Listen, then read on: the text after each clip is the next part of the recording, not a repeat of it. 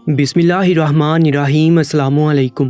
दरबारी TV YouTube channel पर आप सबको खुश आमदीद कहते हैं। ये मेरी शादी की पहली रात थी। हज़ारों अरमान दिल में बसाए मैं रुखसत होकर ससुराल आई थी।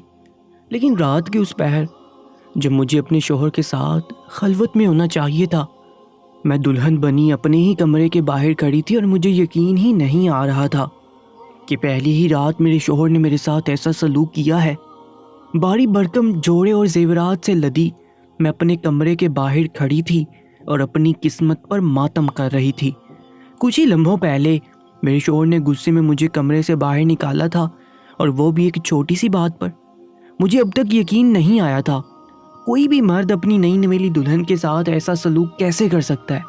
मेरी तो कोई गलती ही नहीं थी। मेरे शोहर ने मुझे अपने आराम के कपड़े निकालने को कहा था, और क्योंकि मैं नई नवेली दुल्हन थी मुझे अलमारियों का कुछ इल्म नहीं था, इसलिए मैं उसका आराम का जोड़ा ढूंढ नहीं पाई। तो उसने मुझे बुरा भला कहकर कमरे से ही निकाल दिया। ना ही मैंने लिबास तब्दील किया था, ना ही मेरे शोहर ने मुझे रुनमाई का कोई तोहफा दिया था। आते ही उसने मुझे अपना जोड़ा निकाल कर देने को कहा था, और ना मिलने पर इतनी बड़ी सज़ा दी कि सीधे कमरे से बाहर का रास्ता दिखा दिया था। मुझे चक्कर आने लगे थे, और इससे पहले कि मैं चकराकर ज़मीन पर गिरती मुझे पीछे से किसी ने सहारा दे दिया था। मैंने घबराकर पलट कर देखा तो मेरे पीछे मेरा देवर महमूद खड़ा था। उसने मुझे कांधों से पकड़कर सहारा दिया और लॉन्ज में पड़े सोफे पर बिठा दिया। महमूद को अपने सामने पाकर मैं ज़ारों की तार रोने लगी। उसने फ़ौरन ही मुझे पानी का गिलास पकड़ाया और चुप करवाने लगा। वो खुद भी परेशान था कि शादी की रात ऐसा क्या हुआ था जो मैं कमरे के बाहर खड़ी थी। मैंने रोते हुए उसे बताया कि उसके भाई ने तो एक ज़रा सी बात पर मुझे सीधे कमरे से ही निकाल दिया है। भला ऐसा भी कोई करता है क्या? मेरी बात सुनकर महमूद धीरे से मुस्कुराया, कहने लगा, बानो आप फिक्र ना करें, भाई को कभी कभी गुस्सा आ जाता है लेकिन वो दिल के बुरे नहीं। मैंने एक नाराज़ नज़र महमूद की तरफ डाली थी। आज मेरे सारे अरमान मट्टी हो गए थे और वो अपने भाई की तरफदारी कर रहा था। जो कुछ मेरे साथ हुआ था वो मैंने कभी ख्वाब में भी नहीं सोचा था। मुझे तो अपनी खूबसूरती पर बड़ा नाज था और इस बात पर यकीन था कि मेरा शोहर मेरे हुस्न पर फ़िदा होगा और मुझे सर आंखों पर बिठा रखेगा। लेकिन ये बात तो मेरे वहमो गुमान में भी नहीं थी कि शादी की पहली रात ही मैं उसके दिल से ही नहीं बल्कि उसके कमरे से भी बाहर निकल जाऊंगी। मैं इस कदर हसीन थी कि जैसे ही मैंने जवानी में कदम रखा मेरे लिए हर तरफ से रिश्ते आना शुरू हो गए। ख़ानदान से, दूर के रिश्तेदारों में से, बाबा के दोस्तों के घरों से, कहाँ कहाँ से मेरे रिश्ते ना आए थे। कुछ रिश्ते तो बाहर के मुल्कों के लड़कों के भी थे, लेकिन बाबा ने गैरों में शादी की बजाय अपने भाई के बेटे के साथ मुझे रुखसत करना मुनासिब समझा, और उनके उसी भाई के बेटे ने पहली रात ही मुझे मेरी औकात दिखा दी थी। ये रिश्ता सिर्फ बाबा की मर्ज़ी ही नहीं था बल्कि मैं ख़ुद भी फ़हद को बहुत ज़्यादा पसंद करती थी। हमारा मिलना जुलना बहुत ही कम था क्योंकि चचा चची का इंतकाल हो चुका था और फ़हद और महमूद हमारे घर से बहुत ज़्यादा दूर रहते थे, लेकिन कभी कभी उनका आना जाना होता था। बाबा अक्सर कहते कि फ़हद बिल्कुल मेरे मरहूम भाई के जैसा ही मोहब्बत करने वाला और नरम मिजाज है। मैं भी फ़हद की शख्सियत से मरूब थी और उसे पसंद करती थी। इसीलिए जब बाबा ने मेरे और फ़हद के रिश्ते की बात की तो मैंने इनकार ना किया, लेकिन उसका दूसरा चेहरा ना ही कभी बाबा ने देखा था और ना ही मैं देख पाई थी। वो लंबा चौड़ा खूबसूरत जवान मर्द था जिसे कोई भी लड़की अपनी ज़िंदगी में बहुशी शामिल कर सकती थी, और मैं तो ख़ुद भी बहुत खूबसूरत था। इसलिए जब हम दोनों का रिश्ता हुआ तो हर किसी ने यही कहा कि चांद सूरज एक जगह हो गए हैं, लेकिन मुझे ये अंदाज़ा नहीं था कि बज़ाहिर नरम मिजाज और खुश अखलाक नज़र आने वाला फ़हद अंदर से कितना कठोर है। सूरज की तरह चमकने वाला शख्स सूरज की तरह ही जलाकर राख कर देने वाला मिजाज रखता था। मैं महमूद के आगे सोफे पर बैठे ज़ारों की तरह रो रही थी और महमूद मुझे चुप करवाने की नाकाम कोशिश कर रहा था। वो बहुत ही ज़्यादा परेशान हो चुका था। मैं रोते रोते बेहोश हो गई और जब मुझे होश आया तो मैं अपने कमरे में लेटी हुई थी। मैंने उठकर इधर उधर नज़र दुराई तो मुझे अंदाज़ा हुआ कि सुबह हो चुकी है। पता नहीं मेरे बेहोश होने के बाद क्या हुआ था और मैं अपने कमरे में किस तरह आई थी, लेकिन मुझे शर्म आ रही थी कि महमूद पता नहीं मेरे बारे में क्या सोच रहा होगा। उसे तो यही लगा था कि मेरी कोई गलती है जब भी उसके भाई ने मुझे कमरे से निकाला था। मैं बिस्तर से उठकर बैठी तो फ़हद कमरे में दाखिल हुए। उन्हें देखकर मैं नज़र चुरा गई। रात वाली बेइज्जती مجھے یاد آ گئی تھی۔ مجھے پتا تھا کہ شاید ان کو اپنے لہجے کا احساس ہوگا اگر مجھ سے شرمندہ ہوگا، لیکن فہد نے رات والے ہی سخت لہجے میں کہا کہ فوراً تیار ہو جاؤ، تمہارے گھر والے آنے والے ہیں اور تم اب تک سوئی پڑی ہو، ذرا گھڑی پر بھی نظر ڈال لو۔ جیسے ہی میں نے گھڑی کی طرف دیکھا تو واقعی 12 بجنے والے تھے اور ماما بابا ناشتہ لانے والے تھے۔ میں فوراً ہی اٹھ کر فریش ہونے کے لیے چلی گئی اور جب کمرے سے باہر نکلی تو فہد کی ہنسی نے مجھے حیران کر دیا۔ پتہ نہیں یہ شخص کیا تھا، پل میں تولا پل میں ماشا۔ وہ میرے اماں ابا کے ساتھ بیٹھے بات کر رہے تھے اور پتہ نہیں کس بات پر اس طرح ہنس رہے تھے کہ رات والے فہد کا گمان ہی نہیں ہوتا تھا۔ میں نے ناشتہ کیا اور ماں بابا مجھے اپنے ساتھ گھر لے آئے، لیکن سارا وقت میرے ذہن میں فہد کا تصور ہی چلتا رہا۔ مجھے بار بار یہ خیال آنے لگا کہ شاید فہد اس رشتے پر خوش نہیں ہے، لیکن حیرت کی بات تو یہ تھی کہ ان پر دباؤ ڈالنے والا بھی کوئی نہیں تھا، بلکہ انہوں نے اپنی مرضی سے رضامندی دی تھی۔ پھر ان کا رویہ میرے ساتھ ہی اتنا سخت کیوں تھا؟ شاید محمود کی بات ٹھیک ہی تھی کہ فہد کو کبھی کبھی زیادہ غصہ آ جایا کرتا تھا، لیکن جو بھی تھا میری شادی کی پہلی رات آنسوؤں کی نظر ہو گئی تھی اور اس بات کے لیے میں فہد کو کبھی معاف نہیں کر سکتی تھی۔ رات کو میں گھر واپس آئی تو فہد گھر پر موجود ہی نہیں تھا۔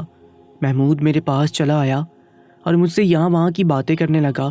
اس نے گزری رات کا کوئی ذکر نہ چھیڑا تھا اور نہ ہی شرمندگی کی وجہ سے میں نے کوئی بات نکالی۔ وہ مجھے اپنے کالج کے قصے سنانے لگا۔ وہ ایک خوش مزاج اور ہنس مکھ انسان تھا جس سے بات کر کے مجھے اچھا لگا تھا۔ کوئی گھنٹے بھر بعد فہد گھر آئے تھے۔ ان کے آنے پر وہ کمرے سے چلا گیا، لیکن فہد نے مجھ سے کوئی خاص بات نہ کی۔ وہ بہت زیادہ تھکے ہوئے تھے اور لیٹتے ہی سو گئے تھے۔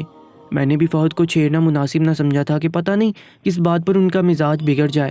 شادی کے دوسرے دن ہی مجھے اس بات کا اندازہ ہو گیا کہ محمود نے ٹھیک کہا تھا۔ فہد کا مزاج کبھی بہت ہی اچھا ہوتا تو کبھی ایک لمحے میں بگڑ جاتا، لیکن انہیں محمود سے بہت محبت تھی اور وہ محمود کے ساتھ ہمیشہ ہی بہت اچھے سے رہتے تھے۔ میری بھی محمود سے کافی اچھی دوستی ہو گئی تھی، لیکن جیسے جیسے دن گزرتے گئے فہد کا رویہ میرے ساتھ پہلے سے بھی زیادہ خراب رہنے لگا۔ دنیا کے سامنے ان سے اچھا شوہر کوئی نہ ہوتا اور کمرے میں آتے ہی ان کا مزاج بدل جاتا۔ میں چھپ چھپ کر گھر کے کسی نہ کسی کونے میں آنسو بہانے لگی تھی، لیکن محمود مجھ سے بے خبر نہ تھا۔ وہ مجھے تسلی دیا کرتا اور پھر ایک دن میرے آنسو دیکھ کر محمود میرے لیے ایک خاص کینچی لایا جسے دیکھ کر میں حیران ہوئی، اور جیسے ہی اسے استعمال کیا تو سب کچھ بدل کر رہ گیا۔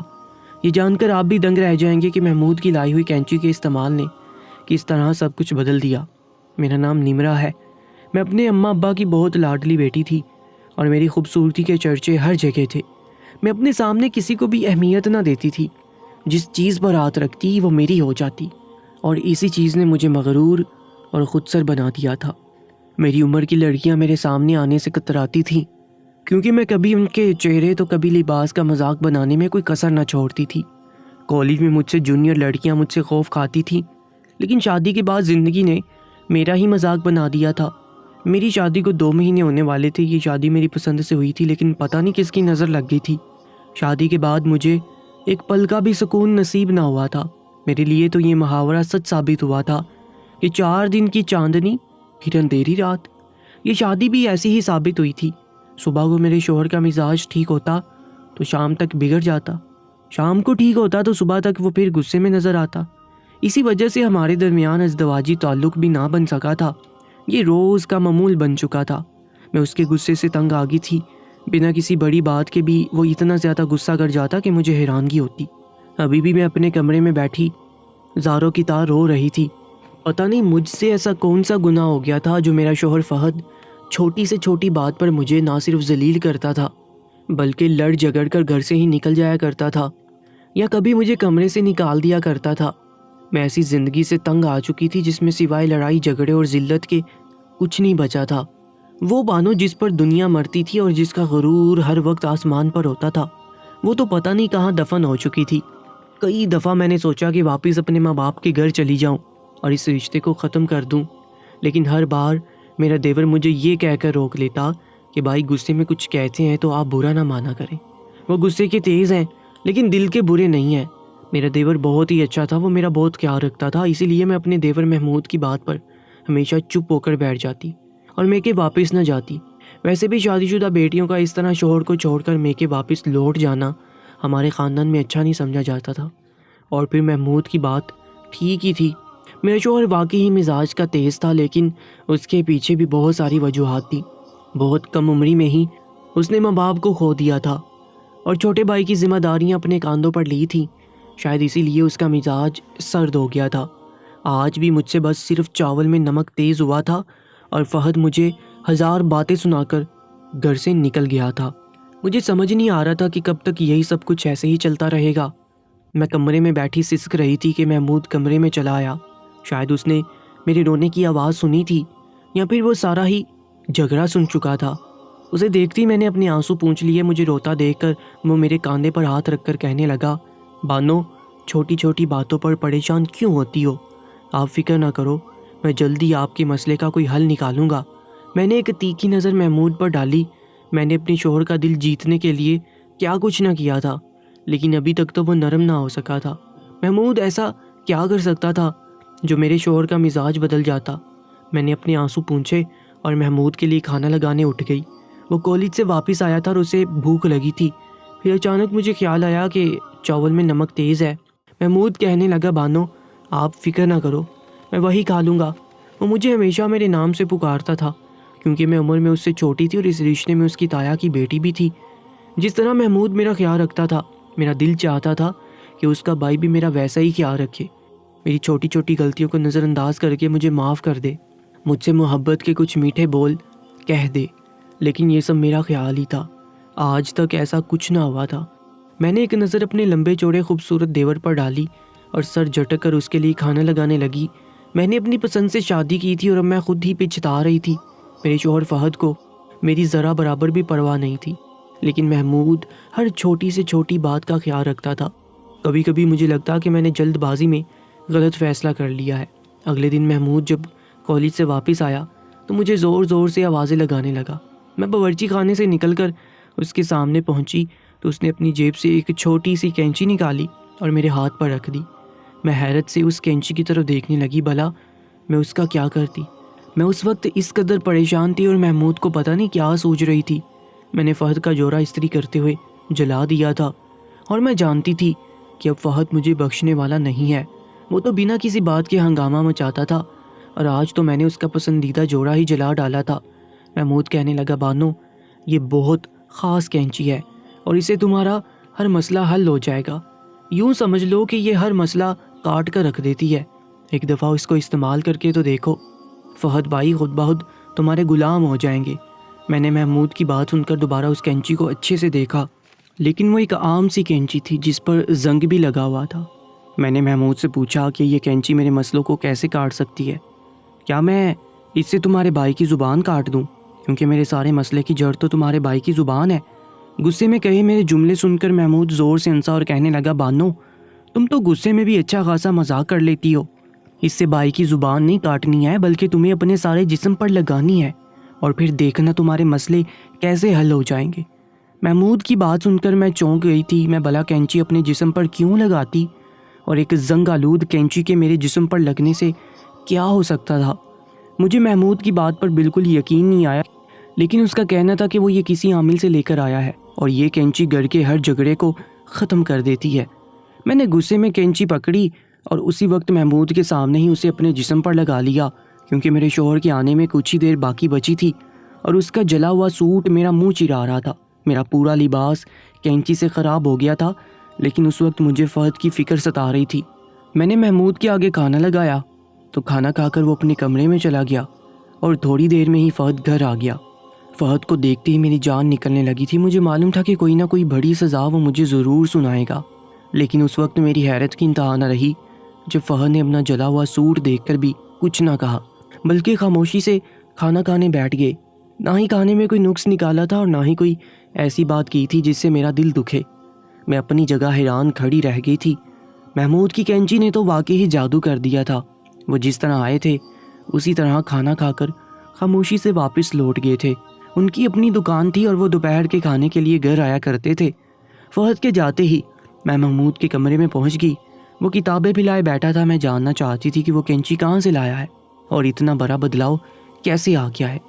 میری بات سن کر وہ مسکرایا اور کہنے لگا کہ اب تو آپ کی پریشانی دور ہو گئی ہے، پھر آپ کو اتنے سوالوں کی کیوں پڑی ہے؟ آپ سکون کے ساتھ اپنی زندگی گزاریں۔